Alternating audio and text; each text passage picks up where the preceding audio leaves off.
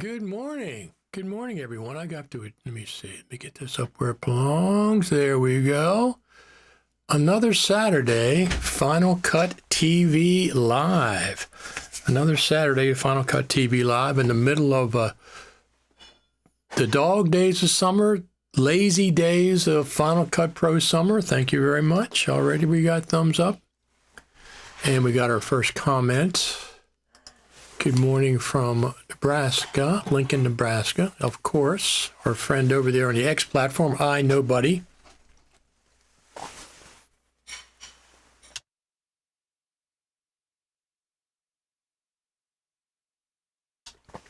Good old Saturday morning coffee. That's what we like. Good old Saturday morning coffee. So we got, it's cloudy today. Let's look at the outdoors, but it's very, very cloudy.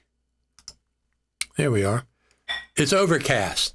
It's not raining or anything, but it's not sunny, which it is typically.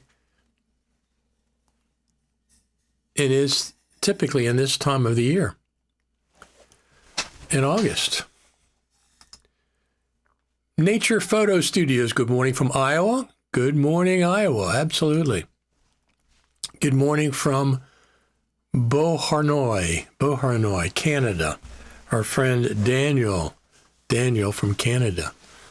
So, for years and years, I've been using the good old DJI Mic 2, the DJI Mic 2.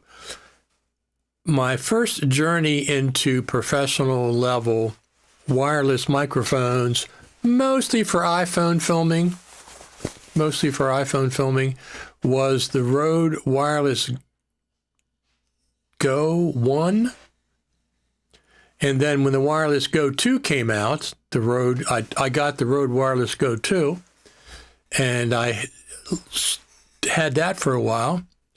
And then the DJI Mic 1 came out. DJI Mic 1 came out. And I bought that. I liked it better. Sold my Rode microphones, and I've never gone back to them. They're too big. They're too clunky. Their cases are like baked potatoes with zippers on them. I just don't like the form factor. Quality of the audio is completely fine, but they're just too big, too clunky. I mean, they're just gigantic compared to the DJI Mic 1 and 2, which were almost half the size of the Rode Wireless Goes. They all have good quality audio. Good morning from Space Coast, waving to Hurricane Aaron as it passes. I'm glad it's passing for you. That's very, very cool that you're missing it. We had a power outage from a storm. Unfortunately, we have lines above the ground, so we have telephone lines, and they end at my house. From my house down, everything's underground, but the telephone lines actually end at my house. So whenever there's a power outage, usually internet goes, power goes, with a tree takes down a line. Anyway, it happened for the second time this year. A couple weeks ago, I think I've talked about it. And I pulled out my trusty old Generac 1800 watt generator. Had trouble starting it. Wasn't expecting that before. I've never had problems. Well, I've been watching a lot of videos on YouTube about power equipment and about yard equipment and generators and weed whackers. And 70% of the time it's the fuel. So I said, you know what? It's probably the fuel. Probably the fuel. And it apparently was, because I emptied the fuel tank out, put in fresh fuel. After a few pulls, it started with white smoke, and it just ran fine. But the fact that I had an issue with it, I said, I can't be dealing with this. I don't want to be dealing with this generator is 10 or 15 years old. It runs fine, but I didn't want to. I got a new one. I got a Champion. Any updates on Final Cut Pro automatic captions? I mean, Apple is worth trillions and they can't compete with CapCut. So I hear this comment a lot about how much money Tim Cook has.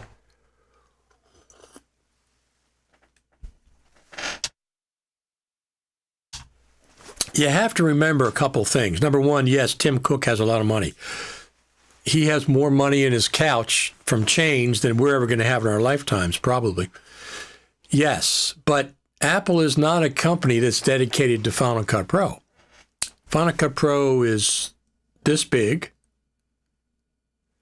The iPhone is this big. iPads are this big. MacBooks are this big. Their hardware stuff, which Final Cut sells, is gigantic. Let me pull this mic down a little bit. There we go. So it's not a Final Cut Pro company. Final Cut Pro is a tiny, tiny important part, but not anything close to being a major part. So it gets probably proportionally what they think of it as far as development. Now, for years, people have been commenting, let's just say commenting on the slow pace of development of Final Cut Pro. And I agree. It's a very, very, very slow-paced development that the Final Cut Pro Apps team does with Final Cut. Now, they say it's because we know it best, and they say it's because we want to make sure everything's working optimally when we put it out.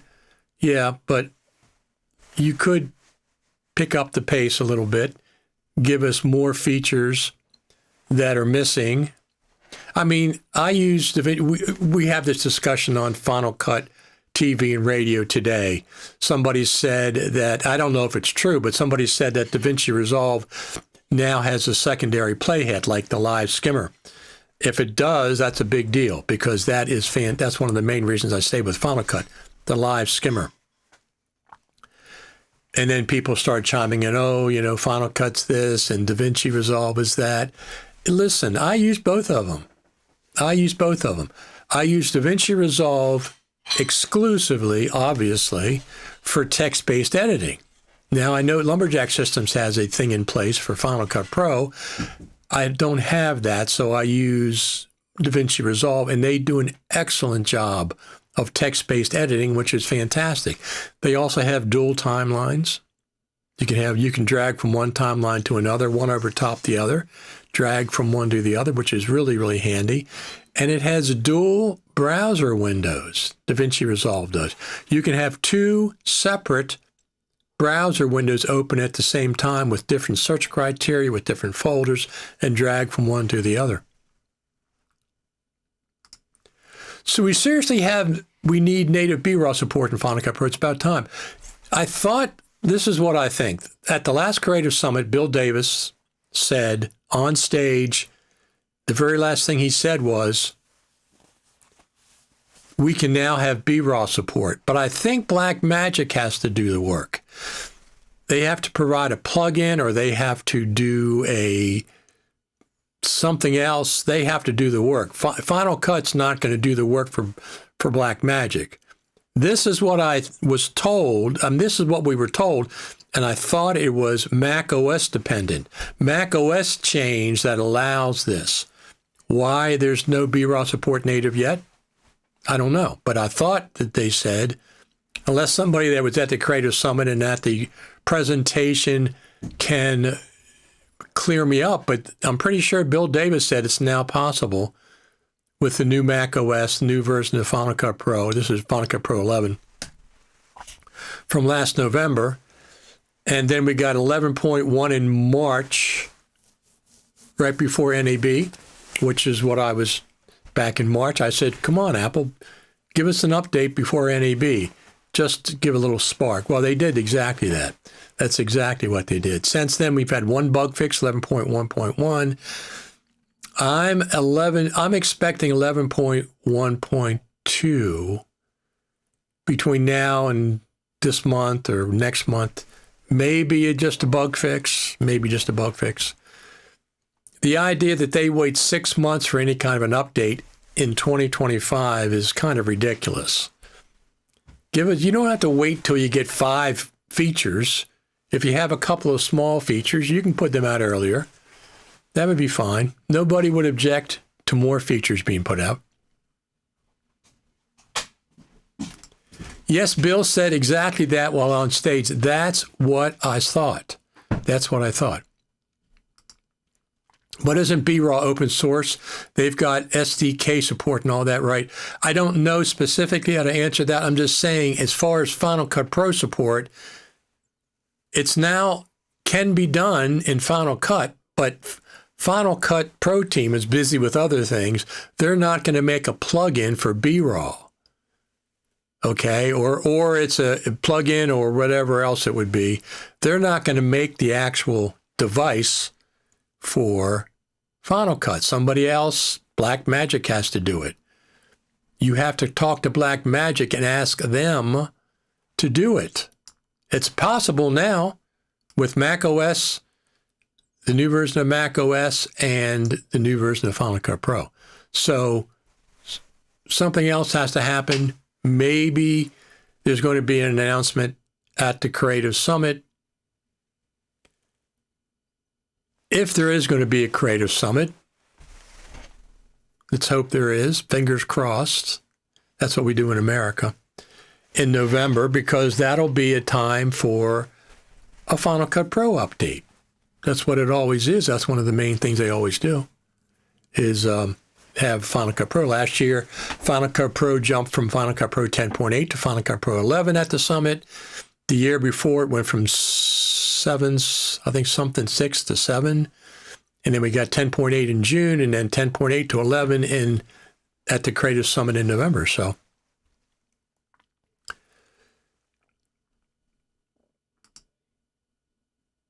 hoping Blackmagic gives Apple everything they need to make it happen. Absolutely. And I'm pretty sure it's up to Blackmagic to make, or somebody else, a third party with Blackmagic permission, to make the BRAW native in Final Cut Pro, because it's possible, but it was Mac OS that made it possible. And then Final Cut Pro 11, and now 11.1, which I use all the time.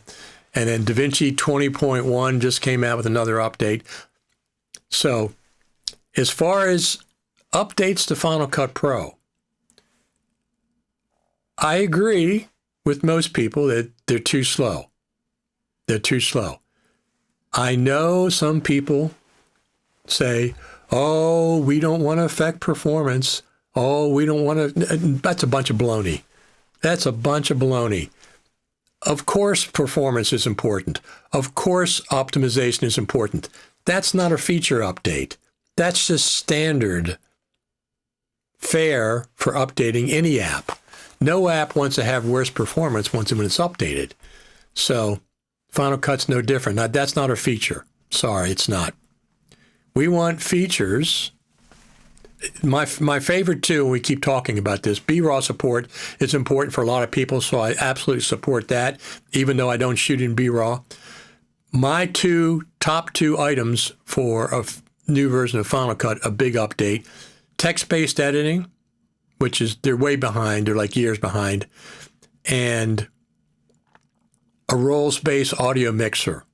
Those are the two things that I'd like to see. Big ticket items. Other than that, there's a dozen things I can think of. How about some kind of notes column where you, like Logic has 2 different ways to make notes in Final Cut. You can import a script and you can use it like a teleprompter. You can modify it and add titles and copy and paste. Right now, Final Cut Pro doesn't have that. How about an app for the iPhone or the iPad that controls Final Cut Pro? Maybe just the plugins. Logic's had it since Apple took it over. They've had it for 10 years. They've had a dedicated free app on the iPad where you can move faders and stuff. And now Final Cut hasn't seen anything like that. But we are getting closer and closer two things. We're getting closer to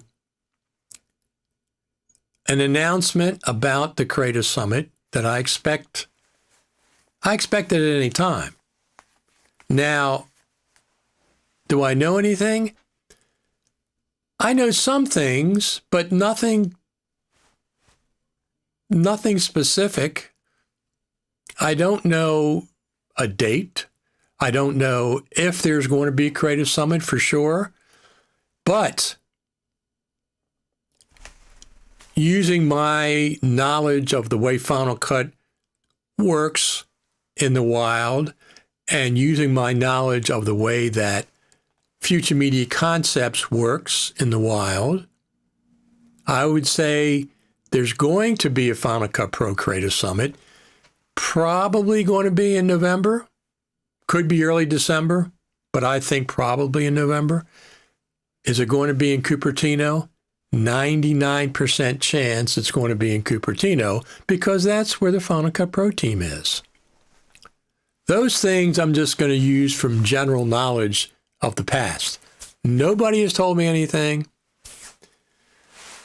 There's been no dates discussed that I can talk about. Well, there's been no dates discussed at all, period. I'm going to tell you that out front. Nobody's discussed any dates with me.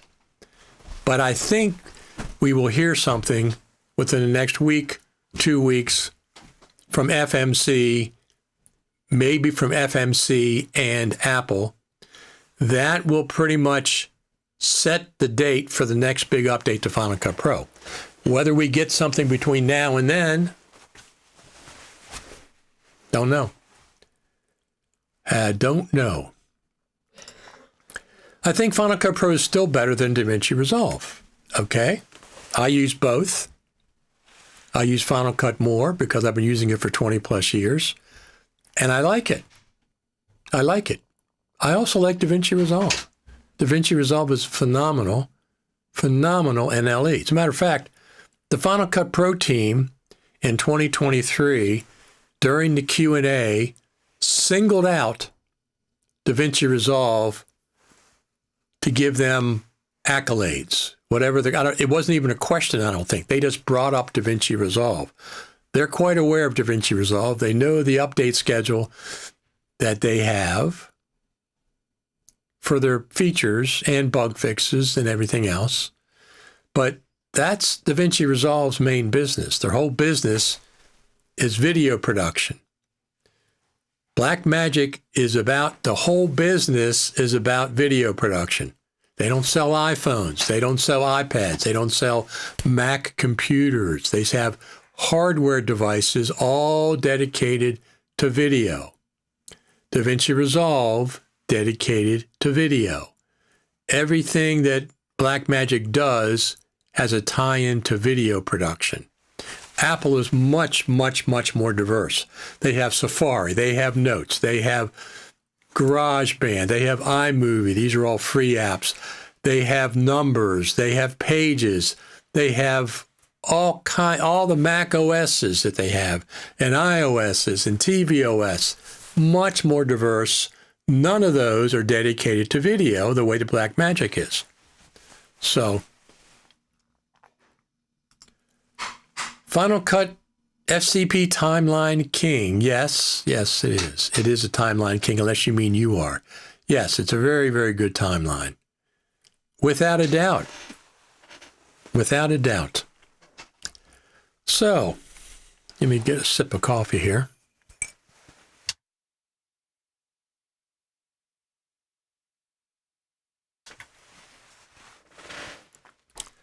So I got something. Came in yesterday. The Hollyland Lark Max 2 microphone system. I started talking about it earlier. So here's my history of wireless microphones. Started with the Rode 1, GoPro 1, whatever the heck it was called. When the GoPro 2 came out, I upgraded to the GoPro 2. Used them for years. Then DJI came out with the Mic 1, much smaller. I said, wow, this is much, much smaller than the big, chunky Rode Wireless Go form factor. So I sold my Rode Wireless Go 2, and I bought the DJI Mic 1. Used it for a year or so, year and a half. Then DJI announces the DJI Mic 2. I said, looks like it's a good upgrade. Bought it. Used it for a year and a half. And then Hollyland comes out with this Lark Max 2. What the heck are they doing? What the heck are they doing? Mark, look. This thing is tiny. This transmitter is completely, it's about half the size of the DJI Mic 2, maybe a third, maybe like a little bit less than half. It's much smaller. This thing is incredible, the system they have. It records 32-bit float. It also transmits 32-bit float. It records 32-bit float, and it transmits 32-bit float from this to the receiver. Oh, I have the receiver over here. Incredible. Records. None other mic system transmits 32-bit float of this price point. Nobody else does it. These are the first ones. That's one of the things I like. I love the size. I love the form factor. I love this clip. It's not a regular clip. It snaps. It like snaps on, so on your clothing. I really like that. Here's something else I like. It's got a tiny, tiny, dedicated iPhone factor. So you don't have to plug the bigger, where is that thing? Oh, here it is. You don't have to plug this big one in. This is like the DJI Mic 2. You don't have to put this on the end of your iPhone. You got this little tiny sleek receiver. So they have two receivers. The standard size one for like cameras and computers, and then this tiny one that goes in the iPhone. Brilliant. Absolutely brilliant. I love that. Now, there's a couple of other things that they have. Where did that go? Oh, there it is over there. So it has a lot of things. It has two lapel microphones. It's got windscreens, of course, but it doesn't have, if you notice this, there's nowhere for a lapel microphone to plug in. Okay? This is how they took care of that. They gave you a little tiny USB-C thing that snaps on, and now you have a plug for a lapel microphone or an external microphone. So what they did, the reason they did that was, if you don't use lapels, why have this bulk on the transmitter all the time? Well, you don't have to. Keep it separate and just use it when you need it. These things are so tiny. They record, they have 8 gigabytes of memory in them, so they can record, I think, 11 hours of 32-bit audio before they need recharging. Now, one of the things, they give you so many things. I'm not going to use the lapels. I don't plan on doing that. They give you a separate magnetic system. They got the lapel mic system. There's a lot of things. Now, the microphone is so small, you probably haven't noticed that I'm wearing one. Right now, I'm wearing a Hollyland Lark microphone. I've been wearing it since the beginning. You can't see it. It's too small. It's right here. It's right here. Inside my collar. Phenomenal. Now, I'm going to switch over to the Hollyland microphone. real quick. Let me just see what we're going. Yeah, we got like 40 people watching. Thank you very much for tuning in. I'm going to switch over to the Hollyland microphone. Now, the mic that I use in my studio is a Neumann TLM 103, which is like $1,200. It's going into an Apollo Twin X with audio processing and stuff. So I'm not comparing the Hollyland mic to my normal studio setup. That's not what I'm doing, because this is phenomenal sound, but it's like $2,400 worth of sound versus $200. That's not what I'm doing. I just want to let you hear the Hollyland microphone. So let me switch it over.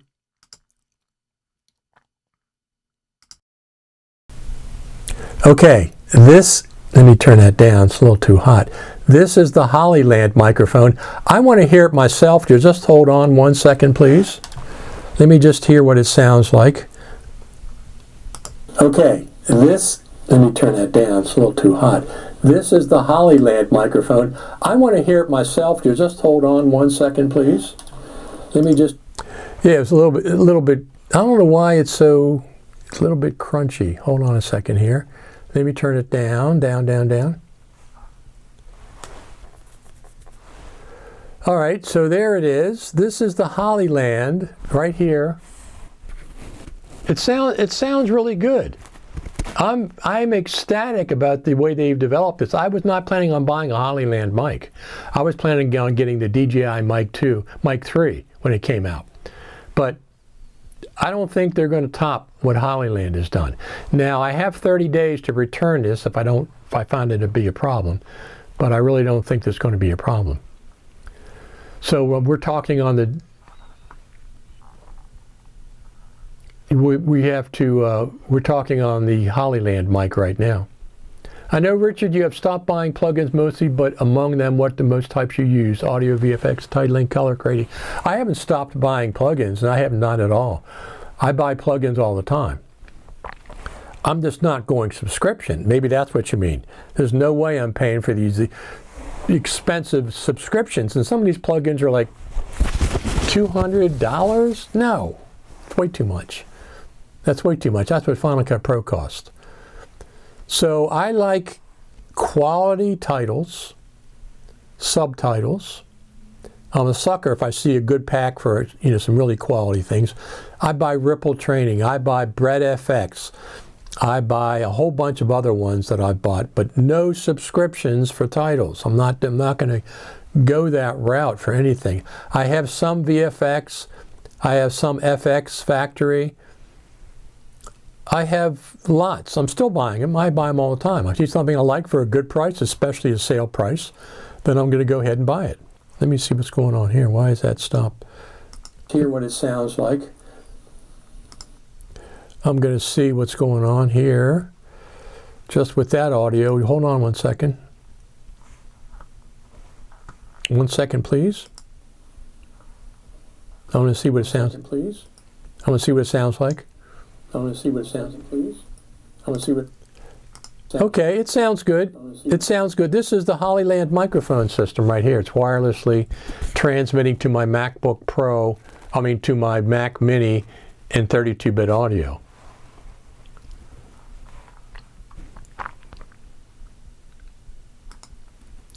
Okay, Luke, thank you for clarifying. You mentioned DR secondary skimmer. Sure, you can skim media from the pool, but on the timeline, you need to hold the C key to make that work.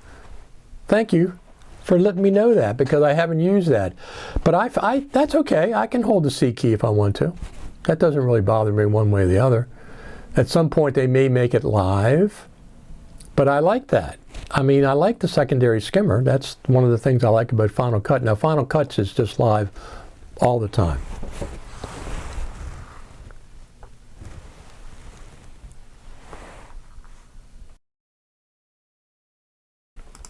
Okay, so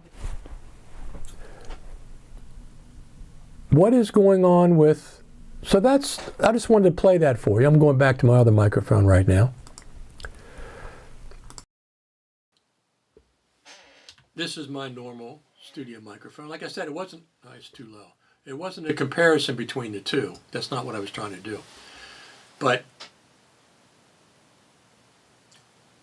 you know, people feel for some reason they have to choose just one NLE, okay? And they have to be dedicated to that one NLE. And no other NLE can top it, no other NLE compares to it or whatever. I'm not like that. I'm not like that. I like Final Cut Pro. That's not going to change. I've been using it for years. I have a lot of friends in the community. I have hundreds and thousands of views on YouTube, 650,000 views on YouTube at this point. Majority of them are Final Cut Pro related. But I can like DaVinci Resolve too. There's no harm in that. I can use DaVinci Resolve as well. Some people say, oh, no, you have to choose. No, you don't. You do not have to choose.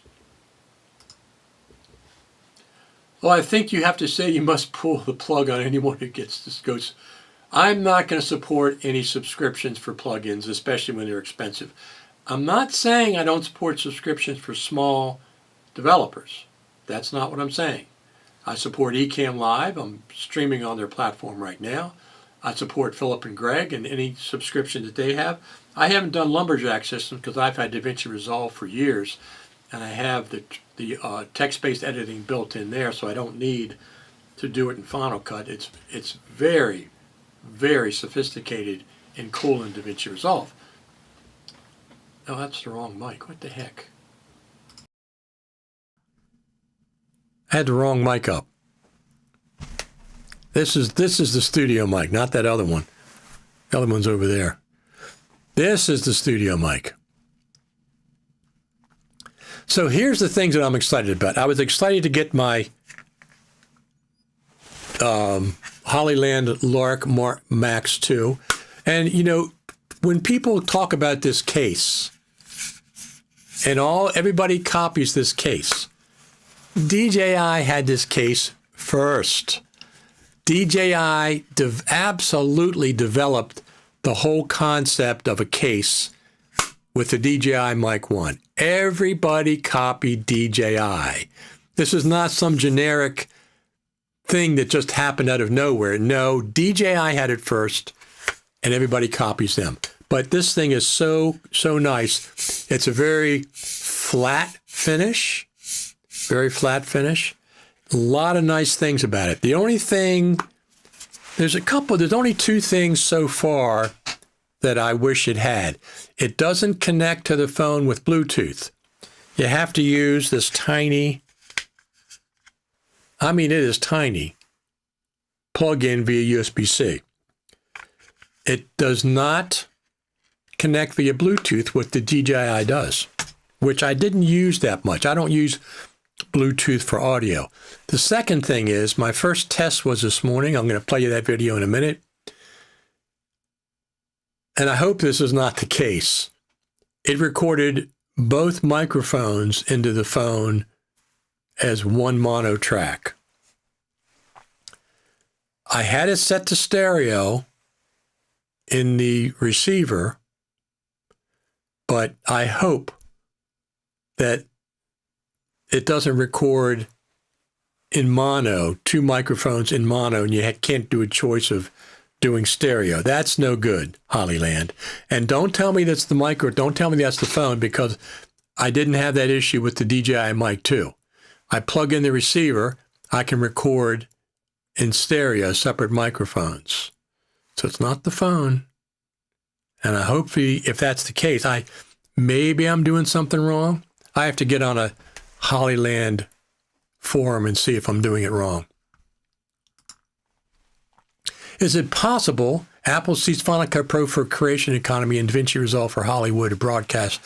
So no real competition at deep level among the two NLEs. No, there's definitely competition between the two NLEs, but you're correct. Final Cut is not going to participate in the race to get the latest and greatest features. They have their own racetrack, okay? The Final Cut Pro team. They have their own racetrack, And that's the only place they're going to be doing any racing, if they do racing at all. They're not going to worry about what everybody else does. They look at DaVinci Resolve. They know it. They know about it. They see all the features it has.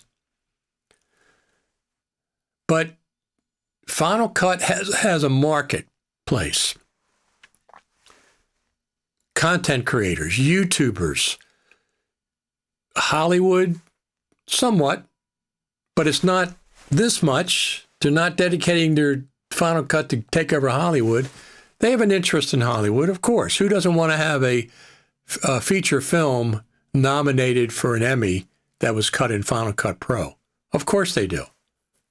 But that's not their main focus. It never was their main focus. They're more generic. They're more of a general audience, including Hollywood, but influencers, YouTubers, documentary filmmakers. These are all part of their targets. It's not just Hollywood. I would say Avid is pretty much Hollywood's their target. They don't really care about influencers and stuff. I don't think many influencers use Avid. So Premiere maybe, which I won't buy because of the Adobe ransom model.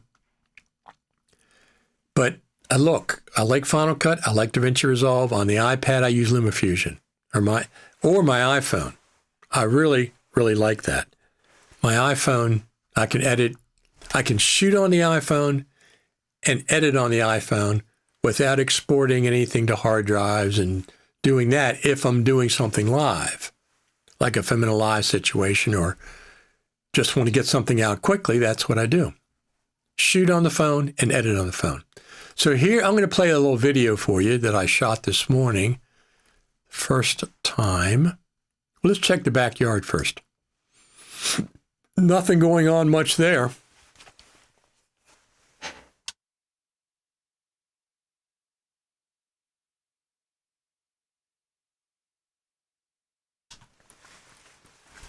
Nothing much going on there. That's the way it looks right now in the backyard. One more thing I want to mention.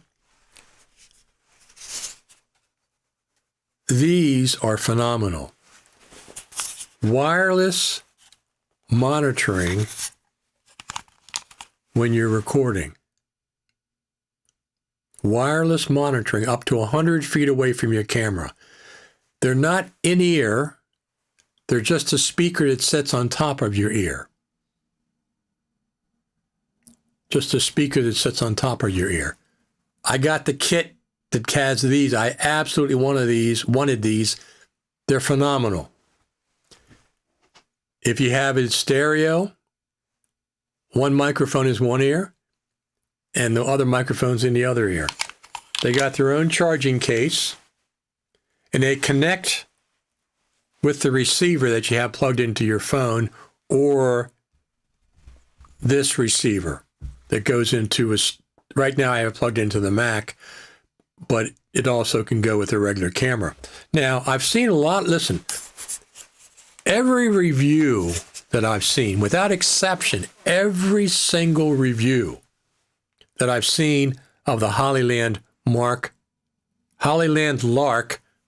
Max 2, everyone without exception is, quote, sponsored by Hollyland. Every single review that I've seen is sponsored by Hollyland, which means they sent them a free device. So, I bought my own, and I'll be doing my own review that is not sponsored by Hollyland. Every one of them did that. Something else in the reviews that I keep seeing, that I've seen a few times, is they talk about 32-bit float transmission, and then they show you putting the receiver onto a standard DSLR. Nope. No DSLR supports 32-bit audio at this point, with the exception of Panasonic, which has a $500 XLR plugin that get 32-bit. So if you see the reviewers using that using this, plugging into a DSLR or a mirrorless camera, and they say 32-bit, it transmits 32-bit. Not to those cameras it doesn't, because they don't accept 32-bit. They're all 24-bit. The Panasonic line is 24-bit, except if you buy a $500 audio attachment. Then it can go 32-bit. Let's go to our friend Matthew Pate. Good morning, he says. What else does he say here? Let me read it. DaVinci now has the ability to skim the timeline by holding down C or jump to playhead by hitting C. Good job, DaVinci Resolve. Thank you for that. So I'll look forward to that, yes. So hold the C key. I'd like to see it turned on like Final Cuts so you have it all the time. That's what I'd like to see. Look, we do Final Cut Pro primarily on this show, but we talk about DaVinci Resolve. We'll talk about LumaFusion. We'll talk about this stuff, wireless tech, microphones. I know, buddy. I recently had frustration with Final Cut Pro retime custom duration adjustments to match video lip sync to alternate audio precisely measured with in and out small duration settings would be altered to wildly wrong values on bladed video segments. Had to resort to percentage guessing. Yeah, there's issues with Final Cut. That seems to be one. Thank you for letting us know that. Now, let me see. We've got comments from YouTube, and there's Facebook. Our friend Luke gave us a comment, and then on X, all the comments are coming through. So we got about 40 people, 45 people watching live right now. I'll give you the count. We're still waiting on an announcement from Apple/FMC about if and when there's going to be a Creative Summit. I know some things, there's nothing really to share, no information to share. And I don't share things until I get permission, but that's not the case. That's not the issue here. The issue is there's nothing really, even if I had permission, there's nothing to share. Do I expect it soon? Yes, I expect it soon. That's the highlight of the year for me for Final Cut Pro stuff. So let's watch this. Let's watch. This is a movie I shot this morning.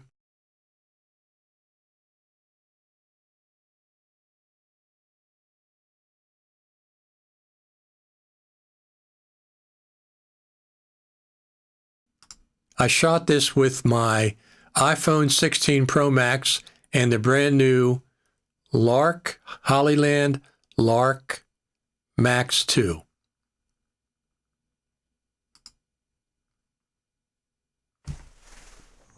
Mic check.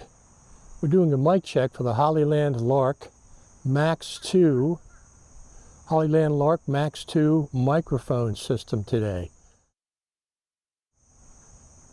This is the initial testing. I'm not really doing extensive testing today. I just got it yesterday.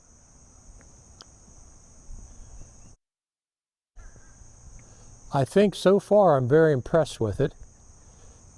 Sometimes it gets a little complicated switching things and pairing things, but that's okay. Mic check, Hollyland Lark Max 2. I think that's what it is. The Hollyland Lark Max 2, is that what it is? It's the brand new microphone. It has tiny, tiny transmitters. They are so much smaller than my old faithful DJI Mic 2 that I've been using for years.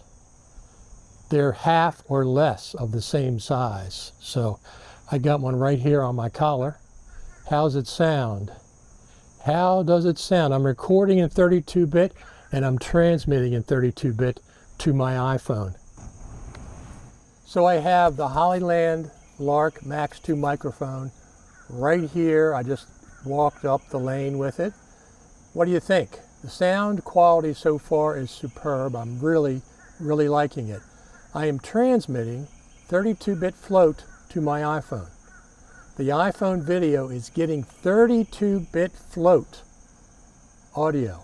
No other mic system is doing this. I just walked up the lane just for a quick distance test. I'm just doing a quick run through on the new Hollyland Lark Max 2 microphones that I just got yesterday. Not only am I transmitting in 32-bit float, at the same time I'm recording a copy locally on the transmitter right here. These transmitters are so tiny, they're like half or a third of the size of my trusty old DJI Mic 2 that I've been using for years. So far I'm liking them. It's a little bit tricky connecting to the iPhone receiver versus the other receiver. You have to learn how those things work. But so far I'm really liking it. The microphone is right here. I'm recording in 32-bit float to my iPhone 16 Pro Max. No other wireless mic system transmits in 32-bit float. Hollyland is the very first one. So that was my quick test this morning. So far it's been doing very well. Hopefully Final Cut Pro is cooking up something big. I think 11.2, here's my prediction, 11.2 at the Creative Summit in November. No Creative Summit's been announced. Final Cut Pro 11.2 has not been announced. That's what I'm predicting. I've been predicting it for 6 months. Am I wrong about Apple seeming wanting most of the time for plugins to get Final Cut to offer specific options for specific needs? I don't think that's part of their workflow. That just happens to be third-party developers fill in a lot of times things that Final Cut Pro doesn't have. I mean, that's just... Can you connect a lapel to this unit? You absolutely can. And here's the thing, one of the things that I like about it. So let me pull this out. Not only can you connect a lapel, this thing is tiny. It's the tiniest one that records 32-bit audio. Okay, let me put it in front of my shirt so you can see it better. It's the tiniest one that records 32-bit audio. One touch and it starts recording. Now, you won't see a lapel connection on this because they wanted to make this as small as possible, which they did. But all you have to do is snap this on, and now you have a lapel connection. I used it this morning. It works fantastic. Plus, they give you 2 lapels with it. I'm not going to use lapels because this microphone is so discreet and it sounds really, really good. Oh, I turned that on by mistake. It sounds really, really good. I have one right here. I have one right here, mounted on my... It's very discreet. I'll switch over to it again for a second.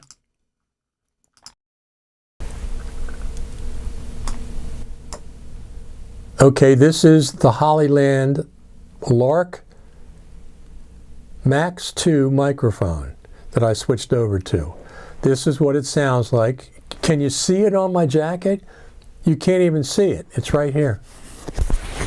It's right here. But it has this cool snap-on clip. Different, it actually clamps like an alligator. It snaps. So it also has a magnetic thing to do magnetic if you want to do magnetic under your shirt.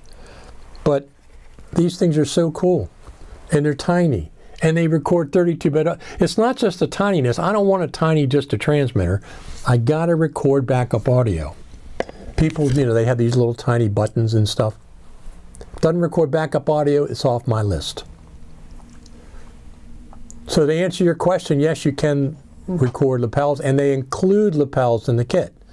They include 2 lapel mics. Just got finished cutting grass. Glad to tune in. Hollyland test you did was very impressive. I might have to buy one. They have different kits, but I recommend getting the ultimate kit. These headphones are phenomenal. Now, you can use these with Bluetooth. You got to switch modes so you can use them for your iPhone or whatever, but that's not how it connects to the receiver. It connects via the same connection that the microphone connects. It's much stronger. You can get 100 feet away, 300 feet away, 100 meters away, and it's from the camera. And they're good. They're not in ear. They don't plug in your ears. They sit on top of your ears. They're little speakers that sit on top of your ears, and they're really good, clear audio with volume controls. And I forget I have them on. They're very, very comfortable for me. You just wrap them around your ear and put it on your ear. So, audio editing inside Final Cut Pro. What plugins are you using to get the job done inside of Final Cut Pro with its native audio limitations?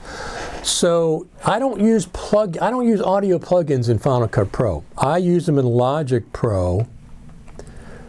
Do I use any plugins? I don't think I use any plugins, audio plugins. Oh, besides voice isolation, I use that all the time. And the other one is there's some kind of a volume boost or something in the inspector. It's right below voice isolation. I use those two all the time. All the time I use those two.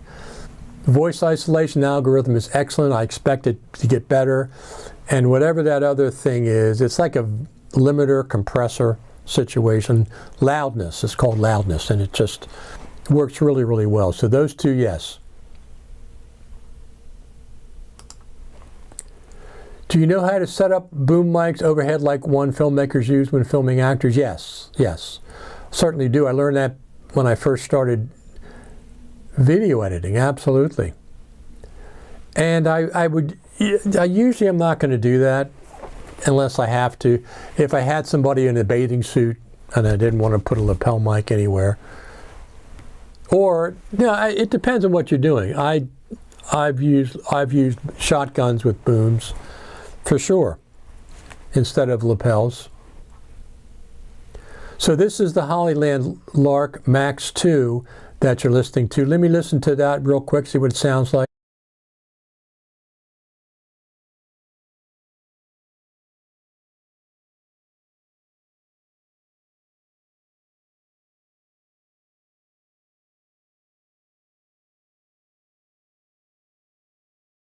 I'm going to go back to my regular studio mic.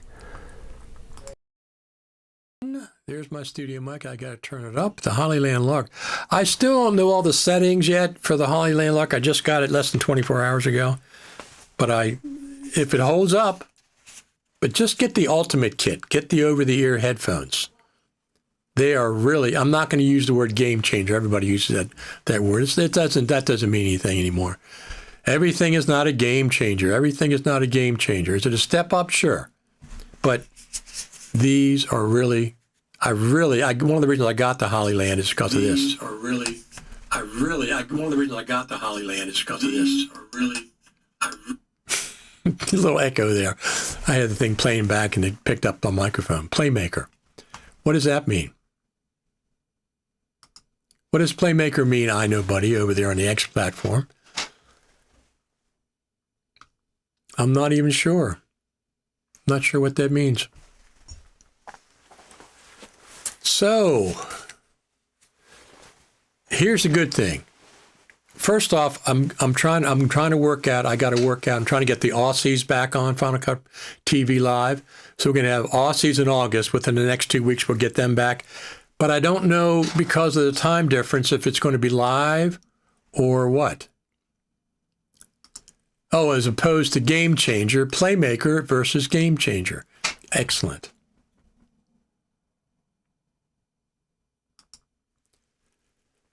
How do you set up one I mentioned earlier with separate boom mic, wireless, and sync to iPhone? Well, I would connect it to the Hollyland, and this connects to the iPhone. But you have to first off, do a clapper board at the beginning so you can see it clap. Do it twice. So your iPhone microphone and the sync of the boom mic, you can line those up, or you can go in Final Cut, set a marker at the clapboard, set a marker at the iPhone mic, set a marker at the boom mic, and then when you go to sync, one of the options is choose the first marker and the audio clip, and Final Cut will use that to sync the audio. So that's what I would do. Manual. Oh, one of the other things, this has time code. You can output time code on one of the channels for time code sync. DJI doesn't have that. I don't know if the new version of the Rode, but the Rodes are too big. I mean, the Rodes are like this big, and then this one is like, and then these are like this big. This is what the Rode looks like compared to this. There's no comparison. The Rode is it's not really this big, but it's just, I think it's funny that the Rode is too big and clunky. I didn't buy the Rode because of that. I want a small form factor. The Final Cut Pro hide behind a simple interface, complex options. DaVinci Resolve hides simple tasks behind a complex interface. Well, no, I think DaVinci Resolve is just the interface. They're not hiding anything. And Final Cut hides complex things that I want to have access to. Okay, I want access, and they don't let you a lot of times. So I find that frustrating. Good morning to you, Roz, over there at Inspire Video. I forget where you're from. Canada, maybe? I don't remember. Let us know where you're from. All these thumbs up are coming in. We'll keep track of those. So I'm getting set up for, I'm anticipating the Final Cut Pro Creative Summit in November. Obviously, I haven't booked anything yet because I don't know anything, but I'm anticipating going to the Creative Summit in Cupertino, no matter what hotel it is, whether it's the Juniper or another hotel. The Juniper I like a lot, but any hotel that has conference rooms in the place. Last year, the Juniper was great. The conference rooms are right there in the hotel, and they had lunch for us. And I mean a great lunch, not bologna sandwiches. They had a really good hot lunch. It's like buffet style throughout the lobby, throughout the bar. You can go up and get what you wanted, pick what you wanted for lunch every day, so we don't have to run out and go out and try to buy lunches. So that was really good. Now that's during the sessions. The first day, I don't think the first day we had it because there were no sessions. Our friend Ross says, yeah, he's from Canada. Yes. Inspire Video. They are from Canada. I'm mastering a 93-minute film in Final Cut Pro this summer, and the only plugins I've added beyond the built-in ones are from Isotope. Very cool. This really good audio stuff don't have website we can go to reference how properly set up audio, time code, etc. You can go on YouTube or just ask questions. Go ask questions in Final Cut Pro groups on Facebook. I really love the audio tools of Final Cut Pro. They're great for mastering. Very cool. Now, the thing with me is I don't like jumping in and out of compound clips. Now, I'm used to Logic, which has really, really good audio. I mean, Final Cut, there's still no master volume control. All these years, 13, 14 years, and we don't have a master volume control to control the audio output. I mean, that's just an oversight that to me is just silly, ridiculous that they don't have a master volume control after all this time. Now, Once they release the audio roles-based mixer, of course we'll have one then. What is city you're going to for Final Cut? That's going to be in Cupertino, where the Final Cut Pro team is. Probably. There's been no definitive word yet. Probably in Cupertino. That's where we've been since 2017, 18, 19. And then we had COVID. Came back in 22, 23, and 23, 24, and hopefully 25. Adjustment clips can't influence audio levels. I don't think so. I think they're video. I don't know. Can you use an adjustment clip to influence audio? I don't know. But anyway, that's not the way it should be working. You should have a master volume control, either on the interface or you shouldn't have to add anything. Everybody has a master volume control for audio and all the NLEs. Logic Pro has one. Shouldn't be a plug-in. You have to add anything. It just should be there in the interface. After 14 years, we still don't have, you can't control the audio master volume control with a control. You have to do workarounds, clunky workarounds. I have family near Fresno. Is Cupertino kind of close to you'll have to search that yourself. California is a gigantic, gigantic state. So I don't know. You have to look up Cupertino and then look up your Fresno. I have 3 different airports I can go to when I go to Cupertino. SFO, San Jose, which is the closest, it's about 9 miles away, and Oakland. I've been to all 3. SFO is not too bad to drive. It's about 35 minutes, 40 minutes, something like that to get to Cupertino. I think Oakland was about the same. San Jose is absolutely the closest, but there's not that many nonstop flights into San Jose. There's more nonstop flights into SFO or Oakland, but it changes. It changes all the time. I'm not going to go up and down in an airplane twice to get to California. I'm going to go once nonstop. Once nonstop.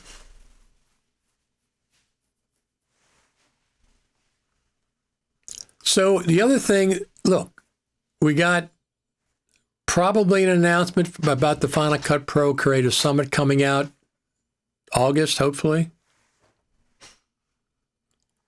2.5 hour drive from Fresno. That's what I spend on an airplane. I spend 4 or 5 hours one way. So 2.5 hours isn't that bad. 2.5 hours. California's a big state. But so we have a couple of things coming up. Number one is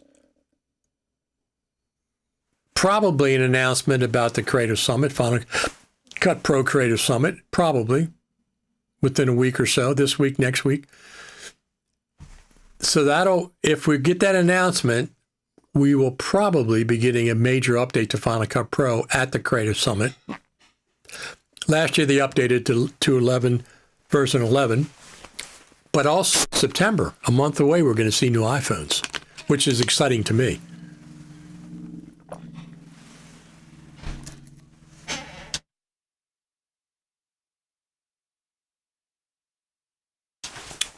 I'll more than likely will be getting an iPhone 17 Pro Max, and I'll sell my 15 Pro Max, and I'll have a 16 Pro Max and a 17 Pro Max. That's my plans. FCP is trackless, but with rolls you can control the master volume from your main compound clip. There you have it. Each roll functions like a track. It's clunky, Luke. I know what you're saying, and people have been telling that for years. I want a control on the interface that controls my master volume. I don't want to have to go into a compound clip and control. Compound clips were not, it's a clunky way. If I want to apply, you got to go in there if you want to individually adjust clips and adjust each one. Open and close the compound clip. When you double click on a compound clip, it takes you to a completely different timeline. That's all clunk. That's all complete clunk. I'm not interested in that. In Logic Pro, I have all my tracks laid out. Each one's got its own fader. I got master control. I got subgroups, so I can apply different things, compressors and things to it. That's the way audio is supposed to be. Audio in Final Cut Pro, is it doable? If you use compound clips, jumping in and out of compound clips. I understand all that. I'm quite familiar with it. It's not nearly as good as Logic Pro. Logic Pro is far superior to Final Cut Pro for audio, as it should be, because Logic Pro is a digital audio workstation, just like Pro Tools.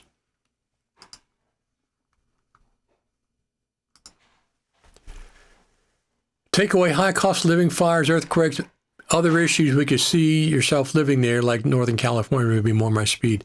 Yeah, I'm not a big fan of paying 11% sales tax and other ways. Look, after the fire, they're making people spend hundreds of thousands or millions of dollars to rebuild their homes. Where's the big rebuilding of the homes after the fires? I can't put up with that kind of nonsense. I have enough nonsense in Maryland that I don't like, so I don't need additional nonsense. I am skipping iPhone this year. 26 looks more interesting, but I'll be getting 26 as well. I mean, I'll be getting next year's model. You're talking about Mac OS 26 or iOS 26? I have the two latest iPhones because I shoot with my two iPhones. Right now, I got a 16 Pro Max and a 15 Pro Max. Once the 17 comes out, I'll trade in my 15 Pro Max on the 17, and then I'll have a 17 Pro Max and a 16 Pro Max. I need two iPhones because that's the way I shoot. That, and I have my superb DJI Action 5 camera. Fantastic camera. And if the Action 6 comes out, I'll get that. I plan to get an iPhone or maybe Pixel 10. I'm not going to get any Pixel anything. I'm going to stick with my iPhones unless, now here's the thing. I'm not going to get a Google phone, or I'm not going to get an Android phone. Not interested. If somebody, let's just say somebody came out with a dedicated video camera in this form factor that wasn't using Android but something else, I'd be interested in that if it had a better video than the iPhones. But switching from iPhone to Android, that's nothing I'm going to be doing. I have two older phones as well. I have an iPhone X10, an iPhone 5 or 6, the first year they came out with 4K video. I have multiple ones. I got a very old iPhone here. Whatever this is, I don't even know. What is this? I don't even know what this is. Let me see what it is. iPhone 4, iPhone 5. I'll plug it in and it'll charge up and find out.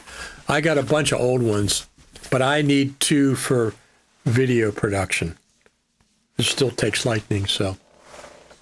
I got three older iPhones and an iPhone 15 and 16. I kept the first year, the one that was the first year it shot 4K. I really, really liked it. But anyway, one of the things that I've done because of these small parts for the new Lark Max 2 is I keep them in this little mini DV case. So I can keep track of them because you know darn well, these are easy to lose. Magnetic attachments and then these two lapel USB to analog audio. I keep them in here so I can keep track of them because you know darn well they're easy to lose. iPhone 4 was 30 pin. No, it's not 30 pin. This is must be iPhone 5. I hope they come out with dedicated camera size of smartphones, not Android, would buy one before buying iPhone, right? iPhone 6 was a favorite up to that point. So I'm excited about the iPhone 17 Pro Max. And the newest reports are it's going to have an 8 times optical zoom, some kind of a deal. I don't use it that much, but just once in a while I do a punch in. And they have the new iPhone app, camera app coming out as well. We'll have to see what happens at the iPhone event, which should be within a month, 3 weeks to 4 weeks. Just took a look about Isotope. It seems subscription only. I haven't used Isotope for years, especially since the Mac OS Final Cut Pro has voice isolation. I'm not going to get a subscription. It always crashed Final Cut Pro. I use it standalone sometimes, but I have a legacy version that I don't need subscription for. Do you think this iPhone will not have those glare dots when recording night video? I've gotten used to those. I think that's a lens aberration. I don't think it's specifically dedicated to the iPhone, but I don't know. I think it has to do with lens flares kind of things.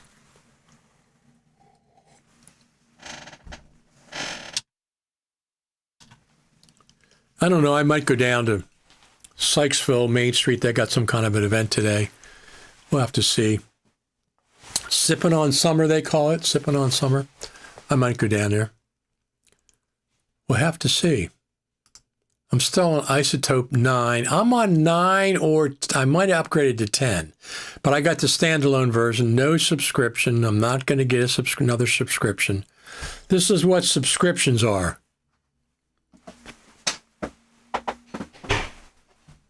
Everybody wants to get you on their subscription, including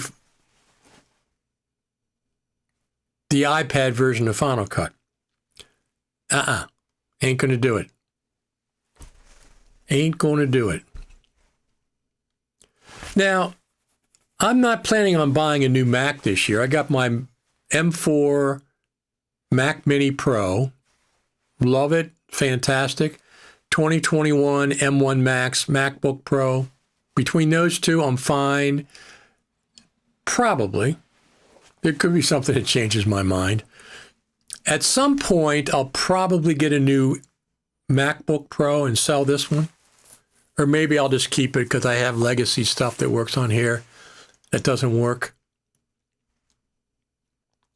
on other Macs. You can buy any Isotope plugin individually, but I went for the full bundle. Some of them have issues in Final Cut Pro. The most work really well. Isotope has not been officially, I do these slow quotes because I don't like people that do quotes, but these are ridiculous. Has not been officially supported in Final Cut Pro for years. Officially. I'm not saying it doesn't work for some people, but it doesn't work in Final Cut Pro for years. It hasn't worked. I'll probably get a new iPad Pro, my favorite Apple device. I got an iPad Pro last year, and I'm not going to be getting one this year. I use it for a couple of things, 3 things. When I watch videos at night, when I'm in bed, I have my iPad. I can watch them there. I can read books. When I'm on an airplane, I have a big screen I download movies to it and watch movies on an airplane with my AirPods. And when I go to the Creative Summit and I do live streaming with my MacBook Pro, I now have a second screen.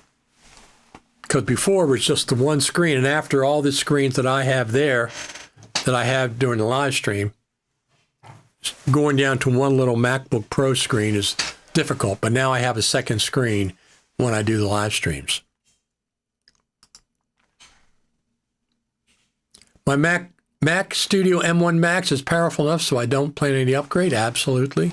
That's what I'm saying. The iPhone I upgrade every year at this point. But last year, when I go to price MacBook Pros, it's like $5,500 to $6,000 for what I want. I got the M4 Mac Mini Pro for, I don't know, $2,000 something, like almost a third of what a MacBook Pro. So I'm keeping my existing MacBook Pro. And when the new Mac OS comes out, 26, I'll make a volume on my 2 terabyte SSD on my Mac Mini, and I'll install the new Mac OS on that volume. and I'll rebuild that from scratch with all my plugins, all my apps. I'll do it from scratch. I'll get everything nice and fresh. That's the way I like doing it. And then I can boot from whatever I want. I have 2 different operating systems to boot from. My current setup, that everything's working fine and smooth, and the new Mac OS, which the plugins work, who the heck knows? No idea. By the way, LumaFusion has a new version out, something, I forget what it is. And they now have a plugin architecture for LumaFusion, which is pretty exciting. Roger Bolton has the first plugin available. I think it's, what is it? Which one is it? I forget which one it is, but he has one of his plugins for sale. I think like $20 for LumaFusion. Lock and load or one of those kind of things. One of those kinds of things. As long as this holds up, I'm really pleased with it.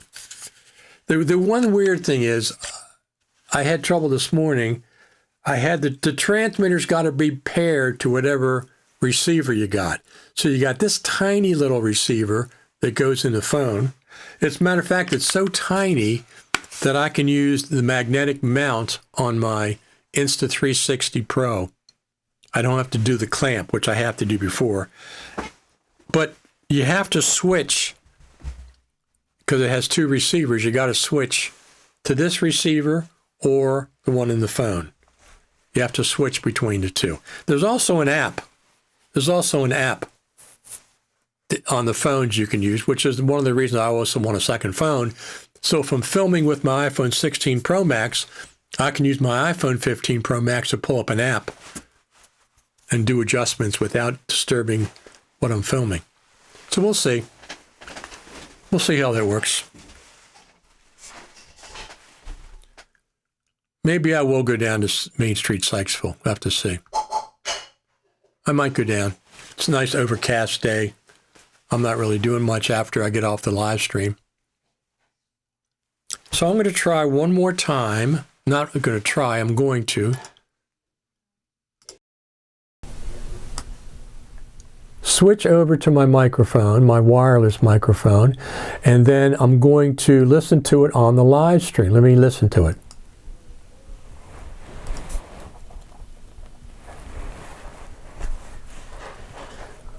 I don't know why.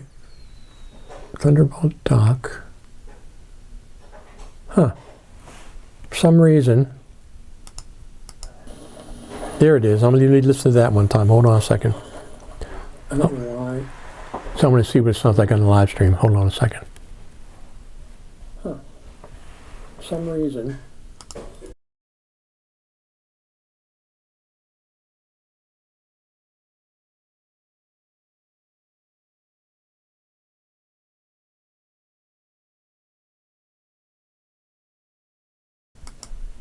It sounds fun. It sounds good. It sounds good. This is what I'll be using when I go to the Creative Summit and go from my hotel room. It's really hot. The signal's really hot. I have something adjusted improperly.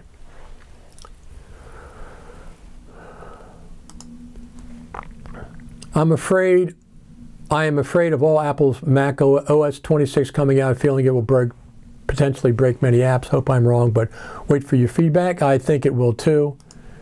I run 26 beta. Most apps are fine. My workflow is intact. Right. But people that just update, thank you very much.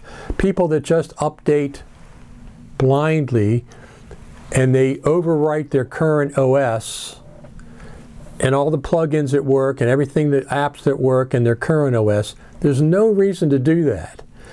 Just create a volume on your SSD, install the new Mac OS on that volume, and you can always boot back into your previous volume, your previous Mac OS. You don't have to risk it. You don't have to risk wiping out your old Mac OS. It's very simple. Go to Disk Utility, create a new volume, name it Mac OS 26, and install it on there. And if you want to bring things over with the assistant, you can. I don't do that. I download stuff fresh, everything fresh from the App Store.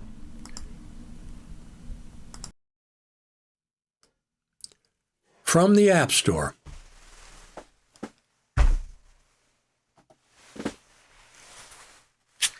Oh, the sun came out. Look at that.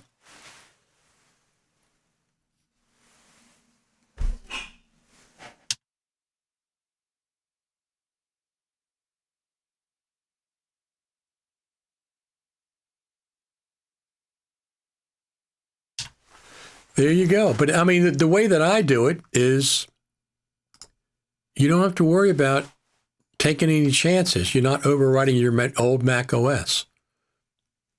So that's what I do. I have 2 or 3 on my MacBook Pro volumes that I can boot into.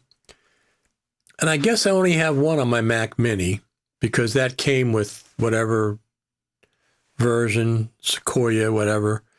But I'll create a second partition on that. I'm not a partition, a separate volume, a virtual volume on the SSD, and I'll install the new version of Mac OS on that when there's a reason to. Right now, I don't have any reason to.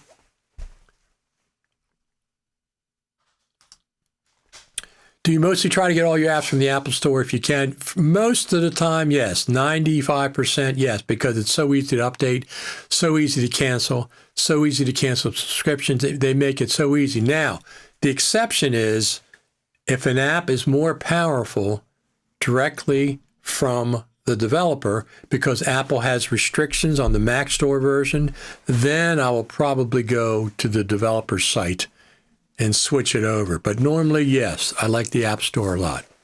Very, very friendly. Very, very friendly. So, we have got 3 things this fall, Final Cut Pro related, that we're going to talk about, that we're going forward. First thing is, we should get a Final Cut Pro Creative Summit announcement this week or next week. Good guess. So that'll be a big thing. If there is an announcement, there's probably going to be a new version of Final Cut Pro at that summit, which is probably going to be November, probably going to be in Cupertino. Juniper or not, I don't know. I don't really care. I like the Juniper, but it's got to be in Cupertino because that's where the Final Cut Pro team is. So let me just check on one thing here real quick while I'm talking about it. Make sure they didn't update anything yet.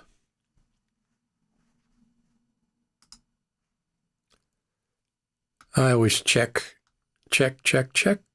Nope, November 2025, Cupertino, California. That's where they say they are going now.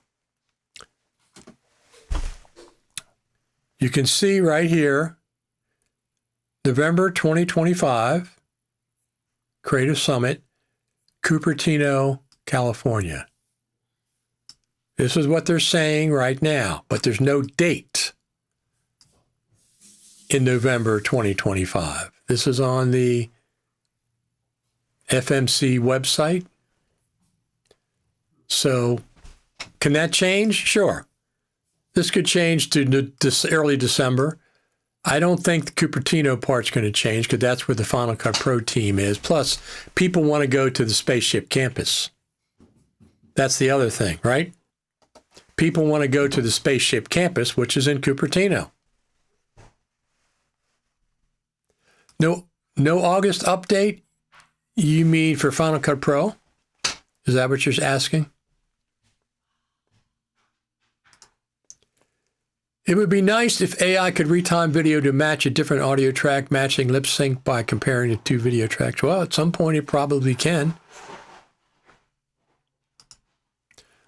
My DaVinci Resolve Studio is from Apple Apps Store, even one with some limitations because it's so easy to restore and licensing is so convenient too. That's very, very true. Yes, for Final Cut Pro.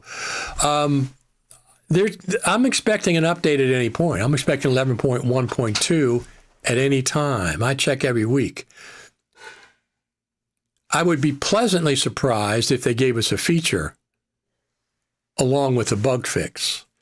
They have in August one other time, 10.4.10, I think it was, at the end of August, which had the proxy workflow improvement. That was a surprise because in August you usually know. Anytime, Eric, I think we can get an update. Bug fix / maybe give us a feature or two. Save the big ticket items for the Creative Summit, if there is going to be one, when it is announced. Yes, I think there's still possibility. So yes, for Final Cut Pro, absolutely. Possibility still exists. Absolutely. We got like 50 people watching live right now, which is very cool. We're definitely building up an audience here. People realize, what do you do on Saturday mornings besides nothing when it comes to talking about Final Cut Pro? Right here. Right here. Thanks to all you for tuning in every Saturday. Very, very cool. There's a lot of pieces. Let me pull this up. There's a lot of pieces to the kit that I've got.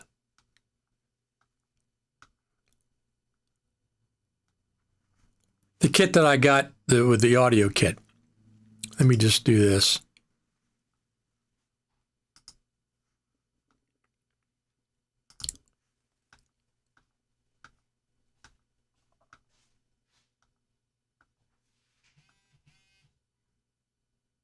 So this is, let me get this up, pull up the black. Here we go.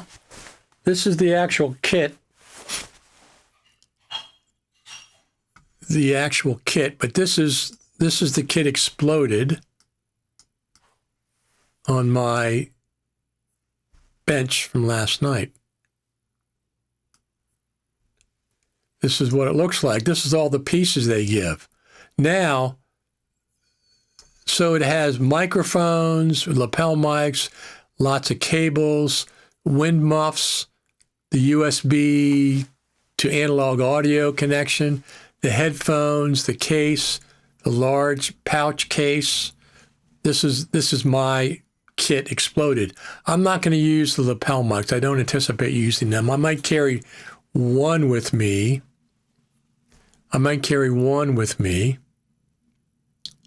So we'll have to see. But this is the kit. Brett Williams says, "Sup, Jacob?" You must be talking to Jacob on Facebook, because I don't see Jacob here.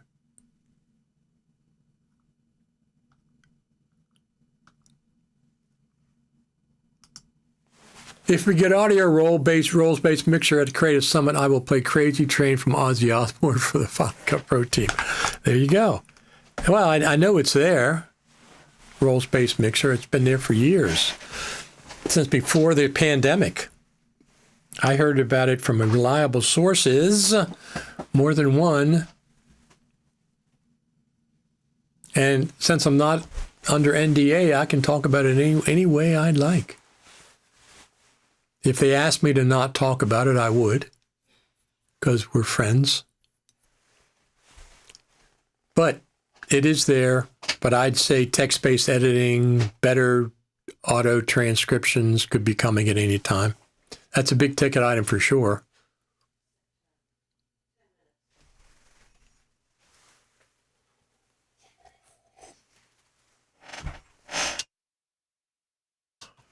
There we go.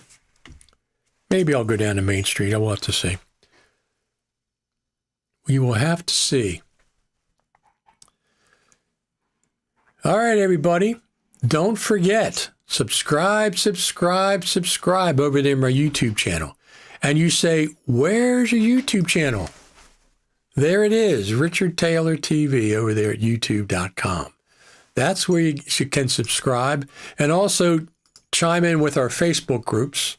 Final Cut TV Radio on Facebook. We have discussions there all the time. Thank you very much. Thank you. That's what we like to see.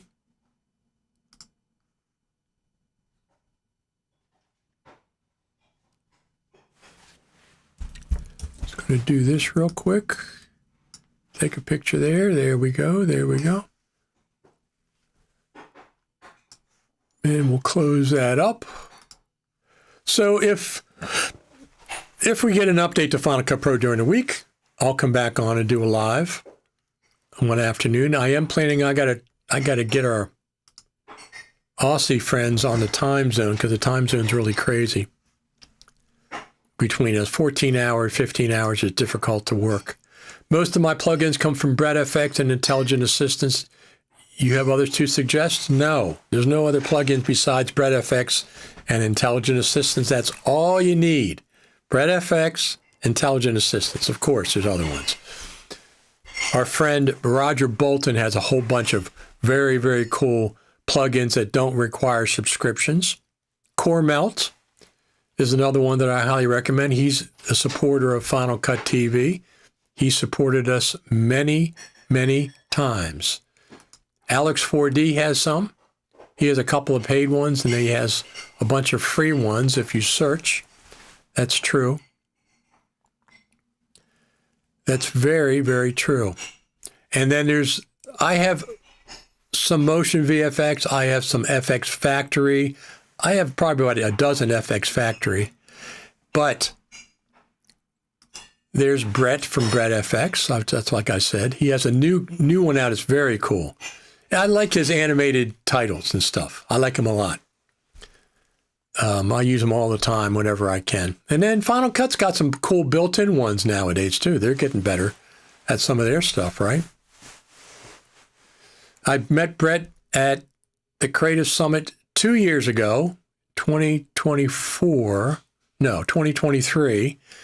And then I met him again last year, 2024. Core Melt do what mostly? Go over there and look. Core Melt's a good company. I'll pull them up for you. They do all kinds of things. They have packages too. They have packages. PaintX. There. Let's go over here.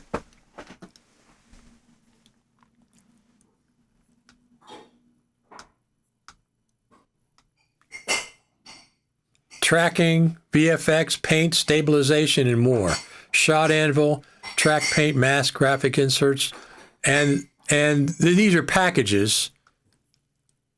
These are packages, but they're very, very cool. Roger has been a big supporter of Final Cut TV for years. He supported me at NAB. He supported me at the Creative Summit.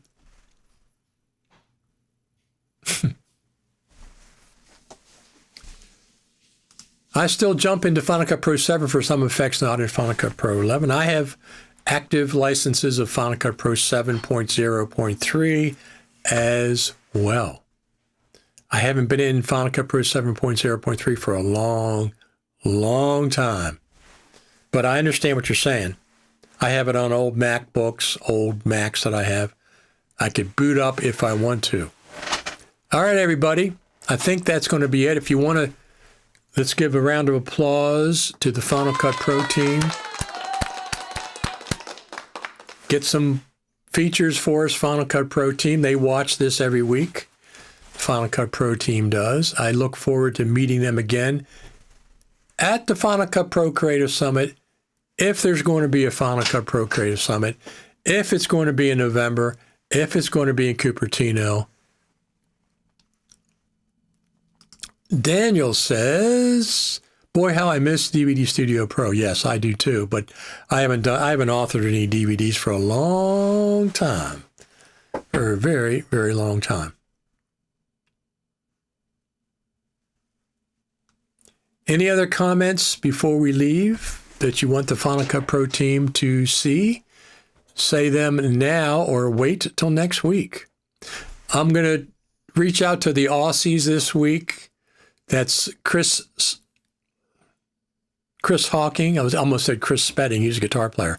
Chris Hawking, Ian Anderson, Lee Herbert, and our friend Philip Hodgetts. Making DVD menus in DVD Studio Pro was fun. Yes, that was an interesting. It was a sideline. That was besides authoring the DVD, you had to, just like Photoshop, you had to go in and create menus and layers and stuff, and then test them out and make sure they work before you distributed it. But I'm going to reach out to the Aussies this week, see if we can get them on. But the problem is it's got to be very early in the morning here, like 6 o'clock a.m., or it's got to be 5 o'clock p.m., and neither one of those are the times that I normally go live streaming. So made my own box set of television shows, absolutely. Give me my audio mixer Final Cut Pro team. There's your comment for the Final Cut Pro team. They're going, shh, don't say anything about the audio rolls-based mixer.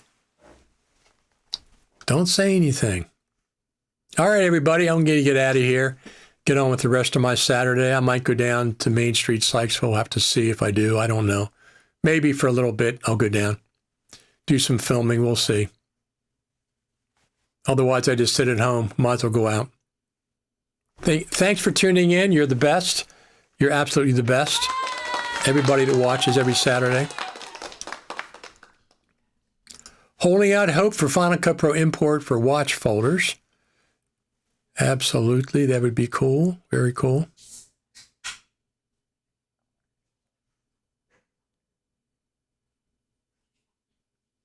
All right, everybody. We're going to get out of here. We got a lot of people watching. Got like 60 people watching live right now, which is normal. Normally we get 1,000 to 2,000 people watch every week. During the week, it's available during the week as well. So thanks, everybody, for tuning in. I appreciate each and every one of you. And we'll be back next Saturday, if not before, if the Final Cut Pro team blesses us and gives us a new version of Final Cut this week. We'll come back on and do a quick afternoon. My phone just rang from Tim Cook. Give him an answer. Tell him what you want. All right, everybody, I'm going to get out of here. Thank you very much for tuning in.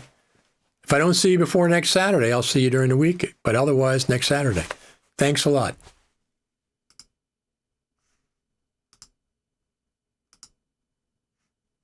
Raws and Inspired Media.